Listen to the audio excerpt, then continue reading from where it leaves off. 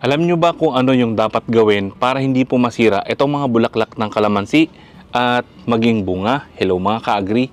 Ito po yung mga simpleng pamamaraan na ginagawa ko po para dumami yung bunga ng ating kalamansi. Coming up. Kapag nagsisimula na po silang magbulaklak, nasa flowering and fruiting stage na po yan. So ito po yung mga dapat natin tandaan. Una, titignan natin yung mga dahon ng kalamansi. Pag yung kulay po ng dahon ay puro light green, hanap tayo ng light green, parang mga talbos, yung masyadong light lang, ibig sabihin nasa vegetative stage pa po yung inyong kalamansi. Ang nangyayari po dyan, magdadahon yung ating kalamansi. So parang ganito, ito, yan, yung ganitong klaseng dahon. Ito. Yan. Kung puro ganito yung dahon ng inyong kalamansi, ano po yan nasa vegetative stage siya. So wala po kayong aasahan na pagbubulaklak. Pero pag nakita nyo na po yung dahon ng kalamansi, nagpalit na ng kulay, naging dark green, na parang ganito. Ito. Yan.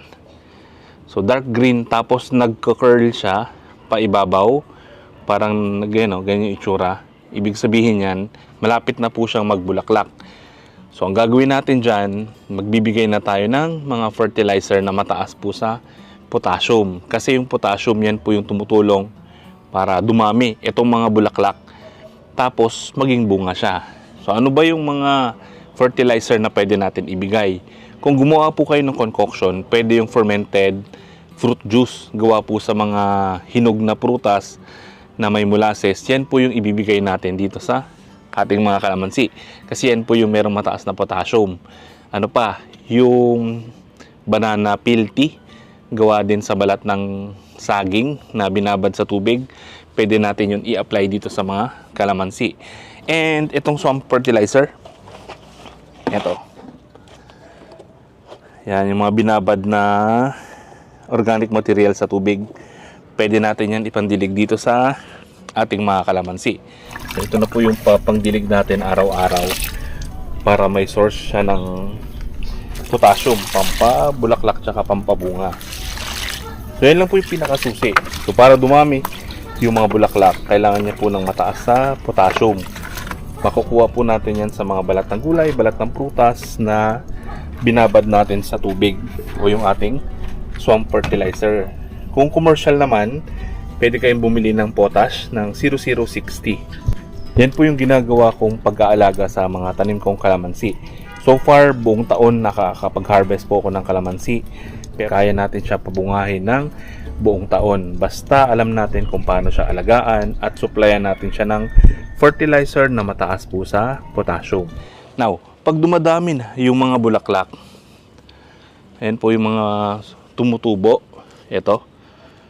Yan. Iingatan po natin na masira yung mga bulaklak na yan. After few days, makikita nyo po, mag-o-open yung bulaklak.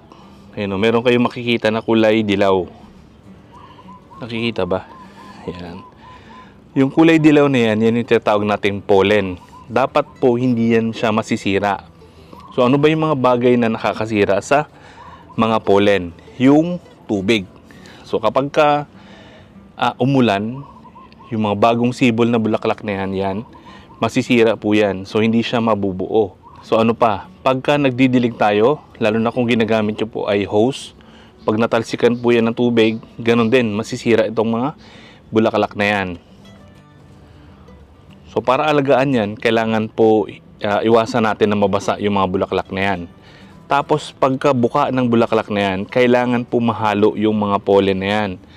Pwede siyang mailipat ng hangin, pwede siyang mailipat ng mga pollinators, yung mga bees, yung mga insekto, yung mga beneficial insects.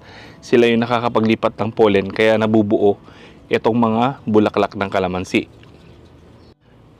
May isa po pong problema sa mga bulaklak, yung kakulangan sa calcium. Pagkakulang po sa calcium, madali pong matanggal yung mga bulaklak na yan. Konting hangin lang, konting uyog sa puno, malalaglag yung mga bulaklak. So pag nalaglag, hindi siya mabubuo. So magre-resulta siya sa konting bunga. So kailangan alagaan po natin yung ating mga kalamansi. Now, itong kalamansi ko nakatanim sa container, so pwede ko siyang ilipat pagka umuulan, or pwede ako maglagay ng rain shelter para hindi po masira yung mga bulaklak na yan. Marami po nagtatanong, sabi nila, marami naman daw pong bulaklak yung tanim nilang kalamansi, pero bakit konti lang yung nabubuo? So ito po yung paliwanag doon. Una, baka yung kalamansi ay kulang pa sa gulang, kaya konti lang po yung kanyang binubunga. Kung 1 year pa lang po yung inyong kalamansi, mapa-markot man, grafted or galing sa seeds, ang ibubunga niya lang yung kaya niya pong palakihin. So for example, ganito kadami yung bulaklak, tapos 1 year old pa lang yung inyong kalamansi. Ang tendency niyan, ilalaglag niya po yung ibang mga bulaklak, yung ibang mga bunga, kasi hindi niya po kayang palakihin. Kumbaga bata pa yung tanim natin kalamansi. Pero pagdating po ng mga 2 taon pataas, lalo na po yung 3 years old, yan, dyan na po natin ma-expect yung sobrang daming bunga ng tanim natin kalamansi. So yan po yung mga dapat natin tandaan. Fertilizer, yung bulaklak, tapos yung tamang pag-aalaga. Para po hindi malaglag yung mga bulaklak, pwede tayo mag-apply ng calcium, yung ginawa nating calcium phosphate. Gawa po sa sinangag na balat ng itlog na nilagyan ng suka, tapos finerment ng 30 days. So yan po yung pwede natin i-spray. Pwede rin yung calcium carbonate gawa sa mga inihaw na shells. Yan. Any form ng calcium pwede natin ibigay para tumibay yung kapit ng mga bulaklak, pati po ng mga bunga.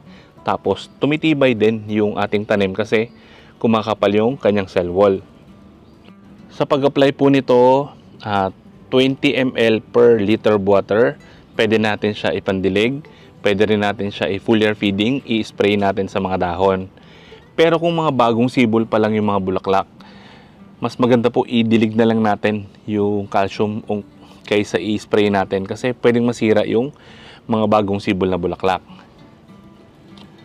Tapos ang application po nito, mga at least once or twice a week tayo mag-apply ng calcium.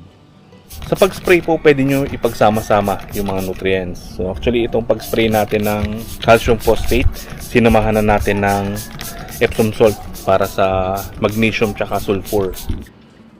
So sana po nakatulong information na to. Sana tulungan nyo rin kami i-share yung mga information para makatulong po tayo sa iba. Maraming salamat po. Happy farming!